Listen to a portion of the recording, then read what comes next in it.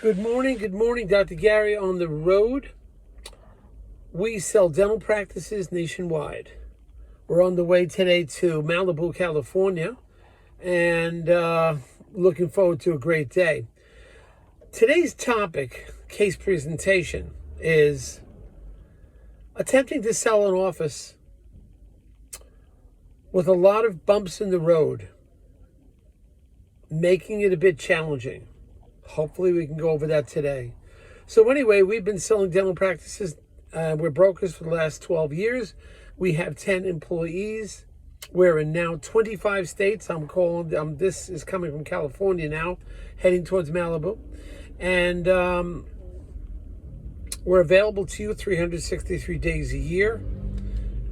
And you could reach us at 201-663-0935. We work every day except Christmas and Easter. Our working hours, East Coast time, you could reach us from 7:30 a.m. till 9:30 p.m. Just give us a call. We'll be there for you. This information is for entertainment purposes only. It's not legal or business advice. If any of you are selling an office, would like to sell a large office to a DSO, please call us. There'll be no commission for you. You have my full 9-member staff at your disposal, including 2 CPA accountants. So we can help you. There'll be no commission. And based on circumstances, we can sometimes get your legal fees reimbursed upon successful closing. So call us, and if you want to just chat, get a free appraisal, we'll be happy to talk to you. So anyway, let's get into what's going on now. This sale price of an office, doing like, $1.5 million, something like that, has a lot of moving parts and a lot of bumps in the road. We're trying to get through all the bumps. First of all, this doctor's health has been compromised since at least fall of 2021. The practice is pretty much nosedive. He has a partner that's a specialty partner, a spouse, but they feed off of each other. So this doctor feeds to the specialty. So if the doctor stops working or slows down, the specialty doctor starts slowing down. Also, there's a partner involved. The partner's just a GP. These are 2 GPs selling, but the one GP has a significant other that is also a dentist that he feeds work to. So anyway, the first problem is his health is compromised. The gross has gone down steadily since the fall, and it just keeps dropping and dropping. Now, he's feeling better. He's going to get back in action, and supposedly he has a lot of cases. He's mostly fee-for-service, a lot of implant cases, and supposedly he's going to get back in action within the next month or two. So he's trying to say, well, we got to sell this based on a lot of the potential. I said, you can't. You've got to get your numbers up. Not only have you showing declining revenues, when banks and buyers see declining revenues, it is a warning sign. You've got to get all the numbers up. And he says, well, I'll just get them up because as soon as I'm healthy, which should be soon, I'll be able to catch up on all those cases that have just been waiting. I said, that's great, but you just can't do great for a month or two. People want to see a trend for at least 6 months up. And I don't know if he can hold out. I don't know if his health is going to hold out. So we've got to get over that somehow. My suggestion was possibly getting an associate or somebody in there to, at least try and get the numbers up. I asked if his other partner, he's essentially space sharing.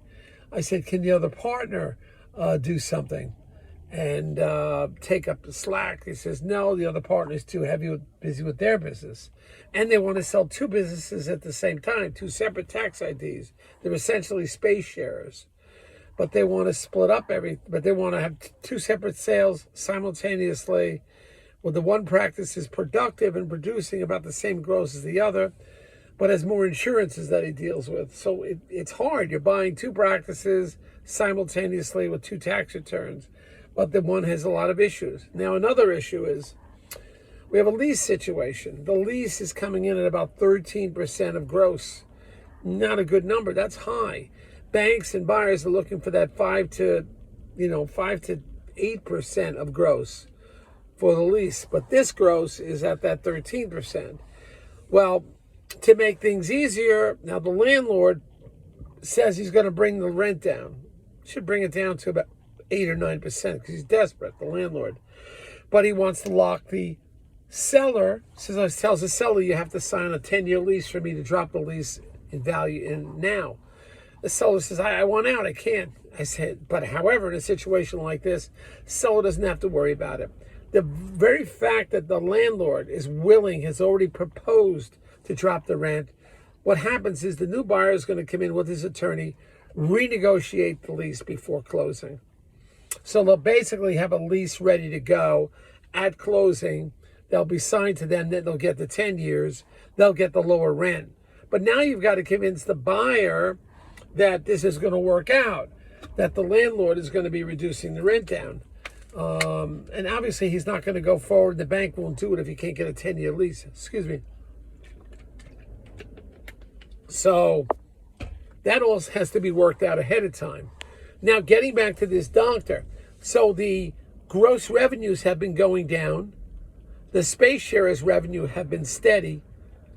But when you have gross revenues going down, repeating, declining revenues are a warning sign to banks. So a typical buyer is not going to just be happy with a month or two of high income. They want to see a trend 6 months to a year. And he may not be able to last that long. So I don't know what we're going to do. But we may try to do something with getting an associate in there. But one way or the other, get these numbers up. Let's sow a trend for a while. And maybe we'll get an interested buyer who knows that the rent is going to be lower, and we can work this out. But we got a lot of moving parts, a lot of bumps in the road.